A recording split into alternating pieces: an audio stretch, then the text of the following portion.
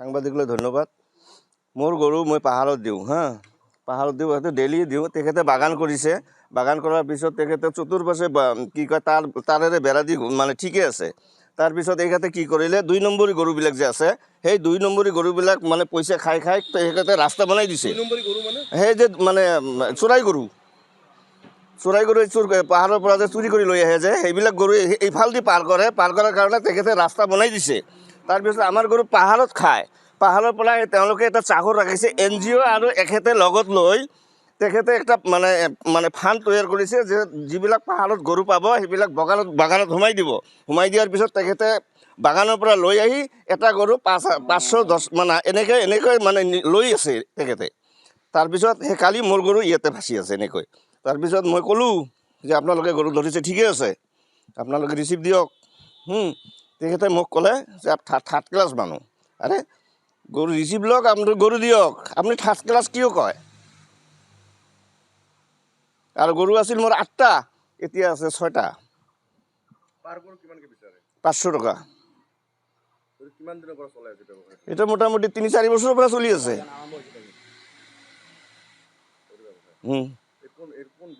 এইটো ফৰেষ্ট কি কয়, খৰাঘাট ডিপজিট ৰাঙামাটি চগুনমাৰী বুলি কয় ইয়াত।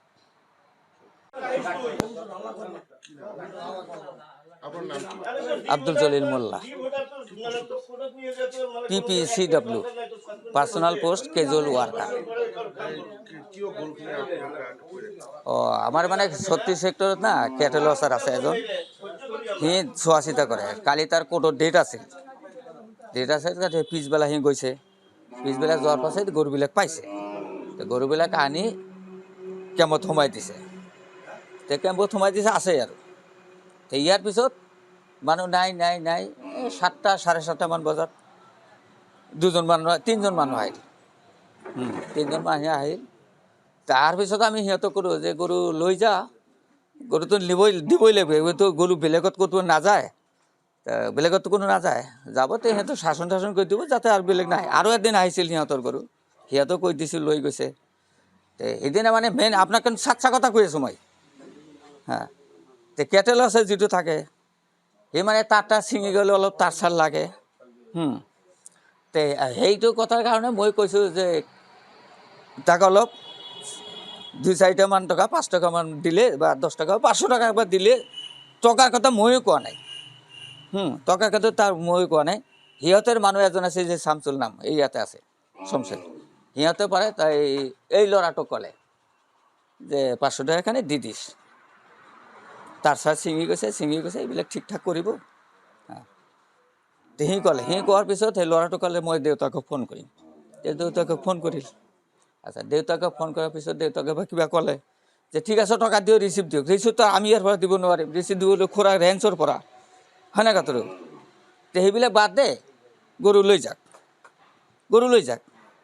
তো মাষ্টাৰ লগত মানে তাৰ দেউতাক মাষ্টাৰ মানুহ, তাক ফোন কৰিছে। সি কিবা কিবি কৈছে, কোৱাৰ পিছত সিহঁতে অলপ মানে কিবা কাৰণ আছে, সিহঁতে অলপ ইয়াতে হেৰিত আছিল, হটমাইণ্ডত আছিল নেকি। কোৱাৰ পিছত এই শমশেৰ লগত কথা পাতি আছে।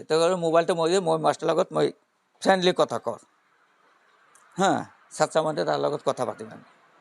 কথা পাতিৰ পিছত সি মানে তাৰ লগতে খং কৰি আছে। মই তাৰ মাজত এটা কথা কৈছোঁ, মই সেইটো ভুল হৈছে। সিহঁত শিক্ষক মানুহ, মই এজন সৰু চাকৰি কৰা মানুহ। এই হটমাইণ্ডত কথা কৈ আছে, এই থাৰ্ড ক্লাছ নিচিনা কথা কৈ আছে, আৰু এটা কথা কোৱা নাই তাৰ লগত। সেইটো তাৰ মনৰ আক্ষেপ, মোক এনেকুৱা কথা ক'লে।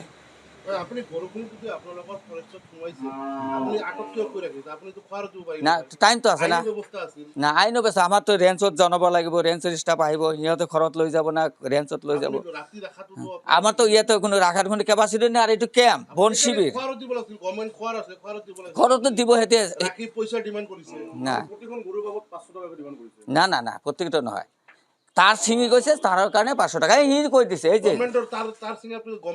সেইটো মাজে কিন্তু তাৰ ছিঙি গৈছে, ছিঙি গৈছে, টুকটাক ঠিক কৰিব, আকৌতো গৰু যায়।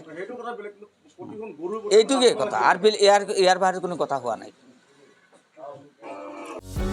যিকোনো খবৰৰ বাবে যোগাযোগ কৰক আমাৰ এই নম্বৰত 9181 307 2221।